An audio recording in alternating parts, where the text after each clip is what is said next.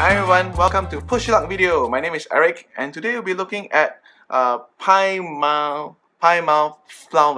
Alright, this is 2015 release by Pegasus Spiele. This plays 3 to 5 players and it takes about 30 to 45 minutes to play. This is sort of like a set, in a way it's like a set collecting game where players will play 3 different rounds, and in each round they're trying to they'll be playing a card out, and then that will determine the player order that they go, and then they'll claim the cards that have been played, and then from there they're trying to form sets to score points, and then whoever has the most points at the end of the 3 rounds will win the game. So it's kind of a light game, light to medium weight game. So let's take a look at the game components, how to play the game, and my thoughts about the game. Alright, so this is what you get in the game. You get all cards. It's all cards. There's no chits, there's no boards, there's no nothing, so it's all cards. And the cards are quite good quality. You can see that each of the card has also this beautiful art here. Alright, beautiful artwork. It's also to do with the theme that they chose for the game.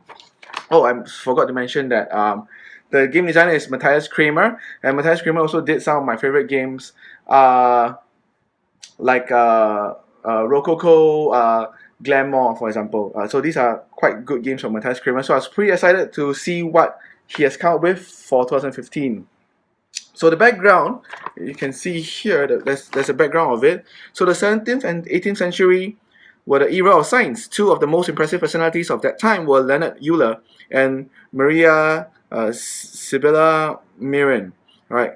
And they're related. So what happens is that Leonard Euler was a mathematician, right, who rendered outstanding services to the number pi, right, which explains why there's a whole stack of pi cards there are in the game, 3.14. Okay, I'll explain what those do later on. Maria was not only a naturalist, explorer, but also an artist. Right, her name stands for the style of detailed portrayal of nature, which explains why there's all this like art here about the different fruits. Right, so it's all very nicely done art. Right, and the name of the game is actually a pun on Pflaumen. Alright, so which was also originated in that period. Alright, so how do you play the game then? So at the beginning of the game, you'll notice that there's a dog card here. So you place the dog card out here. You can play either side of the dog, whichever dog that you prefer. I personally prefer this Bernese Mountain Dog or Saint Bernard. Alright, it looks better than, I much prefer bigger dogs. Alright, there's also a whole stack of pie cards. They're all the same. Alright, it's just all pie. Alright, and they're double-sided. There's a player order card. Alright, this will help you determine who is the player order and to remind you that the last player will get a plum card. Alright, but personally when I played the game, I found that there's no real need for this. It's not too difficult that we can remember who is supposed to go first, so I did not play with the card, the player order card a lot. There's a whole set of plum cards as well. Alright, they do not hold any value other than just showing the plum card. They count as a separate fruit card as well. I'll explain what this means later on. Now, in the game, there's also 3 different eras, so you're playing all 3 different eras. So you're playing the first era, resolve, play all the cards that you have gotten from the first era, then you move on to the second era, then after you move on to the third era. Then at the end of the third era, whoever has the most points will win. Each card usually has a number, alright? A number, the fruit symbol, the fruit itself. Some cards will also have this thing. So this is to tell you that if you collect this set, and you set it aside during the game, alright, at the end of the game you'll score 6 points for this. Okay, so how do you play the game? At the start of each round, you will be distributing the cards from that particular set to all the players. Now depending on the number of players you have, some cards may be removed. For example, if you play 5 players, you will keep all the cards.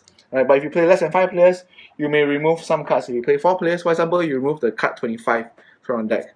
The cards range from numbers 1 to 25. Alright, so you distribute all this out to everyone, you shuffle, distribute all to everyone. Then after, each player will look at their cards they have in their hand. They will choose one card to play onto the board. So for example, let's say in this case, someone play this, another person play this, and then another person play this. Alright, so what happens is that in this 3-player game, whoever played 23 is the highest number. 23 will get to go first.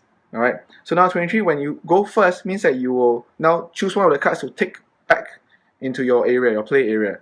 Alright, some cards, if they have a certain action, you get to do this action immediately. So for example, in this case, if I take this card, I get to get the dog card and put it in front of me.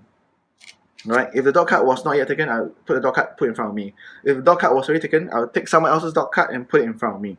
Now the dog card protects you from this action, which is stealing a card from your area action. So the cards you take, you put in front of you in the open area.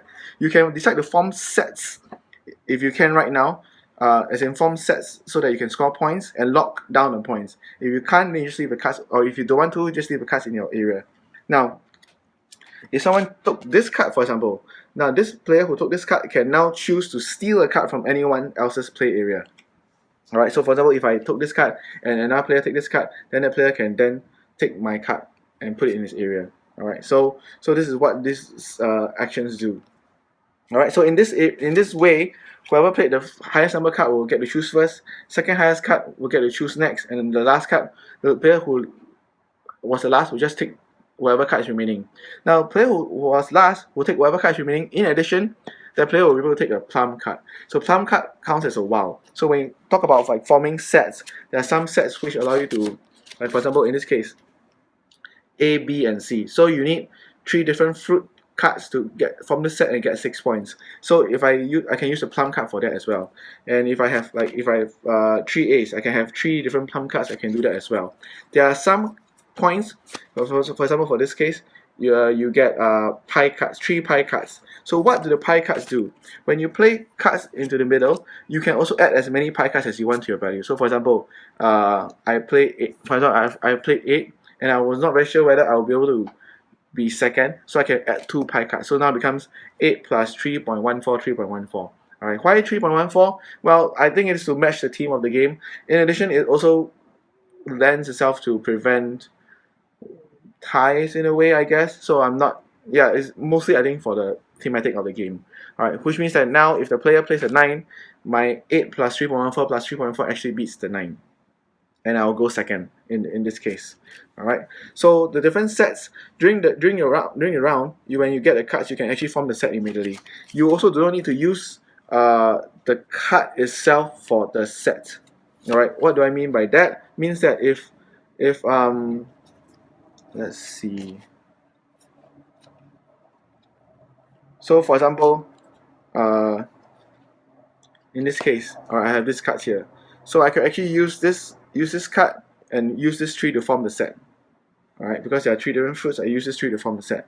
So it's just that if you decide to use this card to form the set with this, you also need to discard this card as well. So why you want to do that? Because usually sometimes during the game, maybe you don't want other people to steal your card from you that allows them to form a set. So you could purposely use a card just to get the set bonuses and then just use it so that you discard it and other people cannot steal the card from you and form their own sets.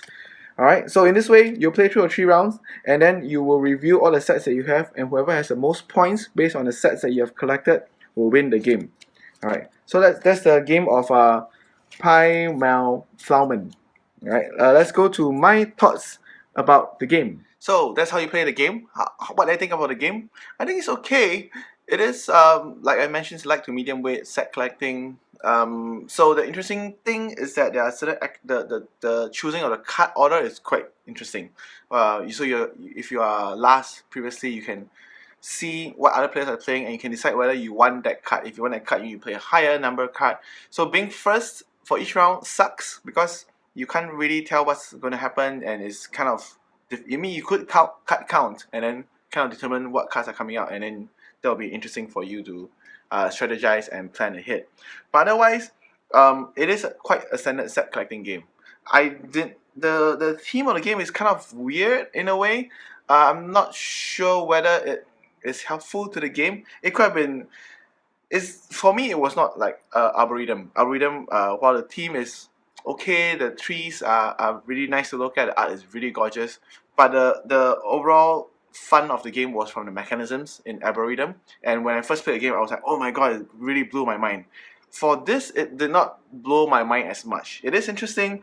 The art is very pretty to look at, but some of the things, it seems to be, I don't know, just for thematic sake kind of thing, and then becomes not as functional or kind of pulls me away. It makes me feel very odd. For example, the pie card 3.14. It's like, yeah, it's kind of clever, it's interesting in a way, but like 3.14, so like immediately when I look at the numbers, like, oh, do I need to calculate like 3.14? So now it's like 6.28 if I add 2 of these cards to my number, kind of thing. So I understand it's for like to tie break. For example, let's say if I have a 2, I add become 6.228, so it kind of allows the 2 to become 8.28, which beats if someone else plays an 8, for example. So I can understand that.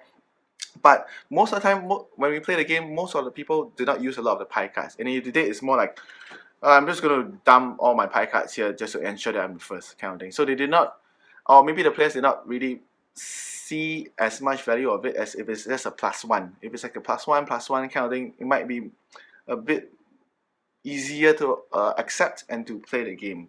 The dog card is cute. Alright, we're always fighting for the dog card. Because it protects us from getting stuff stolen, and it's also quite fun to have this dog card around, so that's kind of interesting. Yeah, so I would say that it is interesting, it is fun, but it did not really blow my mind, like for example if I played Arboretum. Alright, so I would say that for this game, it is a try before you buy. And yeah, and I would like to thank Pegasus Spiele for this review copy. And yeah, so take a look at the game. I mean, it might be interesting, it might fit you. There are a few reviewers out there who really like the game a lot. For me, it is something that I'll try first before you buy. Alright, so thanks for watching. Bye!